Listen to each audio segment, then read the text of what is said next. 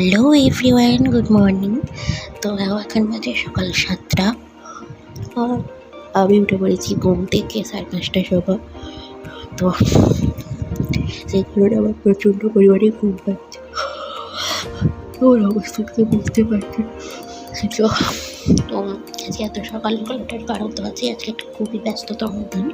তো আমাকে দেখে না দেখো ব্যাগ অলমোস্ট গোছানো কমপ্লিট। হসপিটাল যাওয়ার জন্য 90% কমপ্লিট, আর 20% আছে ওটা একটু পরে গোছানো হয়, বিকজ কিছু জিনিস এখনো বাকি আছে। তো আমার প্রচণ্ড পরিমাণে ঘুম পাচ্ছে, বাট তাও আমাকে অ্যালার্ম দিয়ে রাখতে হয়েছিলো 5:30টার সময়। আমি মাত্র জনে উঠে পড়েছি 5:30টায়। আর এখানে দেখো কুয়াশা ভর্তি, বুঝতে পারবে কি না সেটা জানি না। কুয়াশা ভর্তি, এখানে ফ্যানও চলছে, বিকজ এখানে কুয়াশাটা সকাল সকাল হয়, ওদিকে এরকম ঠান্ডা পড়ে, এখানে কুয়াশা ভাবটা হয় কিন্তু গরমও লাগে। তো ফ্যান চালাতে হয়েছে, তাই জন্য মানে আমাকে এত ঘুম পাচ্ছে যে কী করবো, কিছু করতেও ইচ্ছা করছে না, বাট ঘুরতে হবে আজকে যেহেতু আছে। তো চলো তোমাদের সঙ্গে পরে কথা হবে। আমার তো tata, bye. Hello everyone, good afternoon. তো এখন বাজে বিকেল 4:30। হ্যাঁ, 4:30।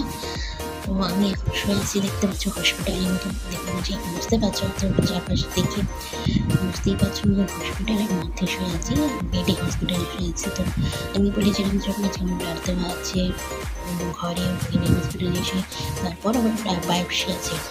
তো বায়োপসিটা শুরু করার কথা ছিল সকাল 9টা-9টার দিকে, বাট এখানে তো আর যেহেতু এটা সরকারি হাসপাতাল, তো এখানে তো আর আমাদের মর্জি মতো কিছু চলবে না, ওদের মর্জি মতো চলে দিতে হবে আমাদের। তো যাই হোক, 9টার জায়গায় এখন বাজে 4:30। আমার 1 ঘন্টা হলো সবে বায়োপসি হয়েছে, আর আমাকে এখানে 6 ঘন্টা শুয়ে থাকতে হবে, যেটা আমার পক্ষে খুবই কষ্টকর। তার মধ্যে মাত্র 1 ঘন্টা হয়েছে এখন।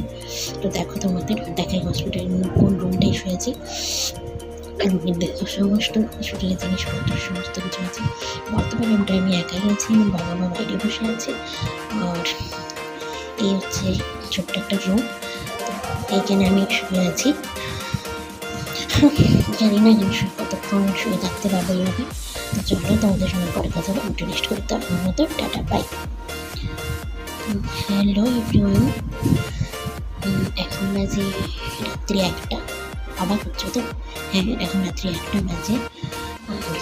আজকে আমি বাড়ি যেতে পারিনি, আজকে আমার বাড়ি যাওয়ার কথা ছিল, একটা দিনে থাকার কোনো প্ল্যান ছিল না, কিছু ছিল না, কোনো দরকারও ছিল না। বাট এমন অসুবিধা হয়ে গেছে 6 ঘন্টা শুয়ে থাকার পর, যে আমার প্রচণ্ড আজ যে জায়গাটা বায়োপসি করছিল না, ওই জায়গাটা ব্যথা, যেখান থেকে সার্জারি হয়েছে যে জায়গায়, ওইখানে বায়োপসি হয়েছিল, ব্যথাটা প্রচণ্ড পরিমাণে ব্যথা। আর এখানে দেখো আমার বাবা বসে ঘুমাচ্ছে, বাবাও এখানে আছে, মা ওই বাইরটায় বসে আছে, বাইরে একটা বেঞ্চে শুয়ে আছে, ঘুমোচ্ছে মা। আর আমার তো ঘুম ধরছে না, এত যন্ত্র করছে 6 ঘন্টা শুয়ে থাকার পর। তো এখনকার মতো টাটা, গুড নাইট, কাল কথা হচ্ছে যদি ভালো থাকি, বাই, টাটা। Приходит сказка.